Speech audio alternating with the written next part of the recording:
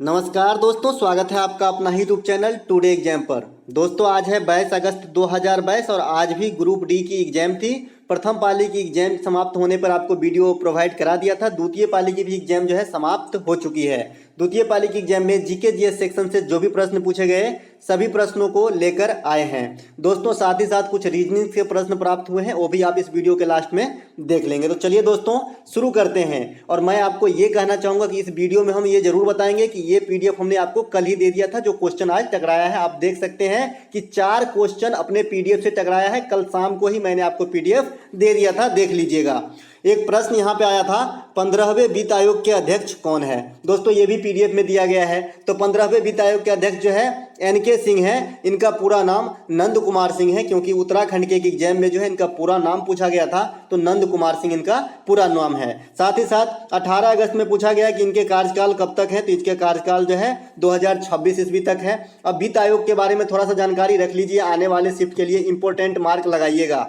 15वें वित्त जिनकी, ये तो यहाँ पर वही बात हो गई। वित्त आयोग के अध्यक्ष की नियुक्ति कौन करते हैं? राष्ट्रपति करते हैं 5 वर्षों के लिए। और किस आर्टिकल में वित्त आयोग संबंधित है? तो आर्टिकल 280 जो है ये वित्त आयोग से संबंधित है। तो आपको ये बात याद रखना है। चलते हैं आगे। सिंधु दर्शन उत्सव निम्नलिखित में से कहाँ मनाया जाता है? काफी अच्छा क्वेश्चन पूछा गया ये। तो सिंधु दर्शन उत्सव जो है ये लेह लद्दाख में मनाया जाता है। साथ ही साथ बात करेंगे हम कि लोसार उत्सव ये भी जो है लद्दाख में मनाया जाता है। लोसार उत्सव के बारे में थोड़ा सा और जानकारी दे दूं, क्योंकि एक से अधिक जगह मनाया जाता है। तो ऑप्शन में अगर नहीं रहे तो कंफ्यूज नहीं होना है। ये जो है आपका अरुणाचल प्रदेश में मनाया जा सकता है, हिमाचल प्रदेश में मनाया जा सकता है, साथ ही साथ जम्मू कश्मीर या लेह लद्दाख जो भी है वहां मनाया जा सकता है। कहने का मतलब है जहां बौद्ध धर्म के लोग रहते हैं वहां लोसार उत्सव मनाया जा सकता है। साथ ही साथ एक और त्योहार इसी फॉर्म में है, लोसांग।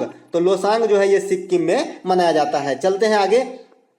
अगला प्रश्न है, ये भी पीडीएफ आपको टेलीग्राम पे मिल जाएगा, ज्वाइन कर लीजिएगा। प्रत्येक वर्ष पराक्रम दिवस के रूप में मनाई जाती है। ये भी अपना पीडीएफ का क्वेश्चन है, जहां मैं राष्ट्रीय युवा दिवस समझा रहा था। वहां पे जो है जनवरी माह के जो जितने भी इंपॉर्टेंट है सभी चर्च कर दिया था। एक बार और चर्च कर दूं। जनवरी में आप आ जाइए, 9 जनवरी प्रवासी भारतीय दिवस, 10 जनवरी विश्व हिंदी दिवस या ठहाका दिवस, 12 जनवरी राष्ट्रीय युवा दिवस, 15 जनवरी सेना दिवस। उसके बाद आ जाते हैं हम सीधे 22 जनवरी अंतर्राष्ट्रीय, जो 22 जनवरी है ये आपको जल दिवस हो जाएगा। उसके बाद हम आ जाते हैं 23 जनवरी पराक्रम दिवस। उसके बाद हम आ जाते हैं 24 जनवरी राष्ट्रीय बालिका दिवस। उसके बाद हम आ जाते हैं 25 जनवरी मतदाता दिवस, 26 जनवरी जो है गणतंत्र दिवस। तो जनवरी माह के जितने भी बात हैं सभी आपको देख लेना है, क्योंकि इस बार जनवरी माह में एक चीज ऐड हुआ है, पराक्रम दिवस मनाना सुभाष चंद्र बोस जी के जन्मदिन पे। तो आप देख लीजिएगा। अंडर 90 वर्ल्ड कप 2022 के उपविजेता कौन रहे?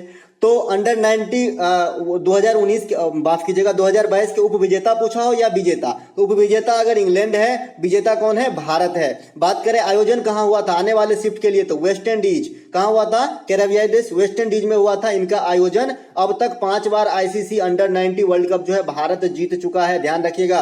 और वर्ल्ड कप जो है 2 बार जीत चुका है, 1983 में एक बार और एक बार 2011 में माही के कप्तानी में। और T20 वर्ल्ड कप भी एक बार इंडिया जीत चुके हैं 2007 में। तो आपको ये बात भी ध्यान रखना है, क्योंकि इस फॉर्मेट में एसएससी फेज 10 में क्वेश्चन पूछ दिया था। एक प्रश्न यहाँ पे देखते हैं, मेंडल का नियम संबंधित है, ये भी आया था।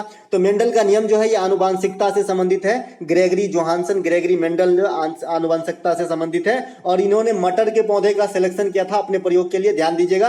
एक प्रश्न पूछा गया था कि पंचायती राज व्यवस्था संविधान के किस भाग में रखा गया है? इससे पहले पूछा गया था कि आर्टिकल अनुसूची 11 जो है इसमें कुल कितने विषय हैं? तो इसमें 29 विषय हैं, जो भी पंचायती राज व्यवस्था से ही संबंधित है। यहाँ पे उसी चीज को कोरिलेट करके दूसरा क्वेश्चन पूछ दिया गया कि पंचायती राज व्यवस्था संविधान के किस भाग में रखा गया? तो ये भाग 9 में रखा गया है। इससे पहले वाला वीडियो अगर आप देखे होंगे तो उसमें हमने ये भी बताया था। लेकिन ये होता है कि जो सेकंड शिफ्ट का एग्जाम देने जाता है वो फर्स्ट शिफ्ट का वीडियो नहीं देख पाता है। खैर कोई बात नहीं, आने वाले अगर समय में आप एग्जाम देने वाले हैं आपके लिए काफी बेनिफिशियल रहेगी। साथ ही साथ कुछ और भाग देख लीजिए जो आने वाले एग्जाम में पूछे जाएंगे।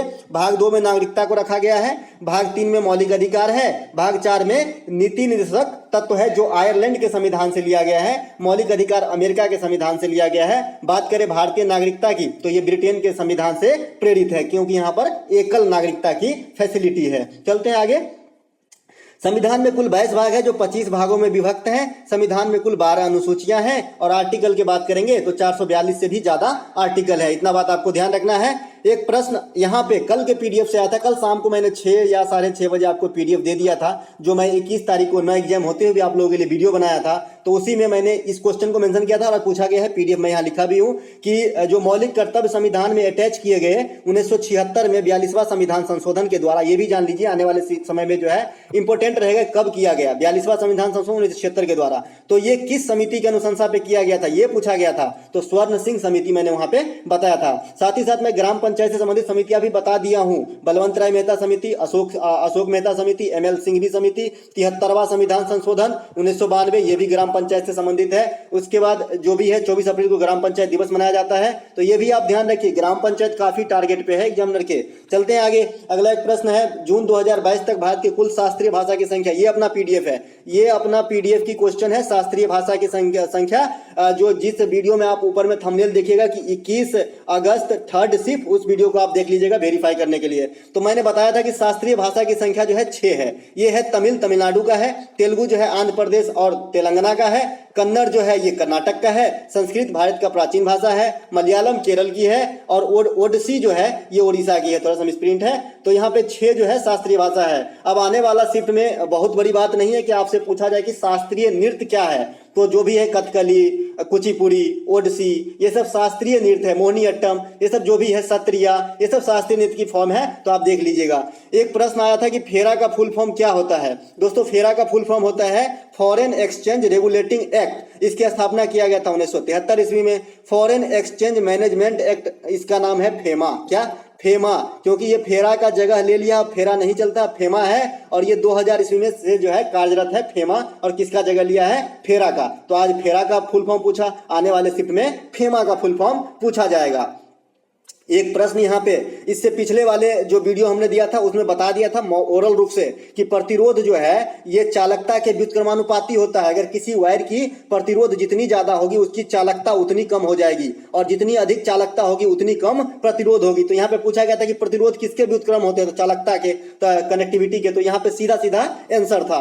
गोंड जनजाति भारत के किस भाग पे निवास करते हैं, या फिर ये क्वेश्चन पूरा स्पष्ट नहीं हो पाया। अगर आपके पास ये क्वेश्चन स्पष्ट है तो हमें कॉमेंट करके जरूर बता दीजिएगा, क्योंकि मैं आपको गलत नहीं बताना चाहता दोस्तों। यहाँ पे लेकिन गोंड जनजाति से एक क्वेश्चन आया था। तो ये मध्य प्रदेश और छत्तीसगढ़ में निवास करते हैं। साथ ही साथ ये भारत की सबसे बड़ा जनजाति है, और सबसे बड़ा जनजाति के साथ साथ मध्य प्रदेश राज्य जो है ये सबसे बड़ा जनजातीय समुदाय वाला भारतीय स्टेट है। ये भी आपको ध्यान रखना है। चुंबकीय क्षेत्र की तीव्रता मापने वाला यंत्र को क्या कहलाता है? ऑप्शन नहीं मिल पाए, आप बताइएगा ऑप्शन में क्या था। ऐसे थर्मोपाइल जो है चुंबकीय क्षेत्र की तीव्रता को मापते हैं, तो बताइएगा कि ऑप्शन में क्या दिया गया था। वैसे मात्रक की बात करें तो इसकी मात्रक जो है टेस्ला होता है।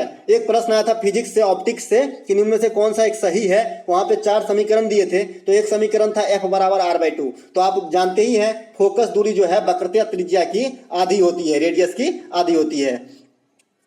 एक प्रश्न पूछा गया था कि भारत की अंतर्राष्ट्रीय सीमा निम्न में से किस देश के साथ लगती है।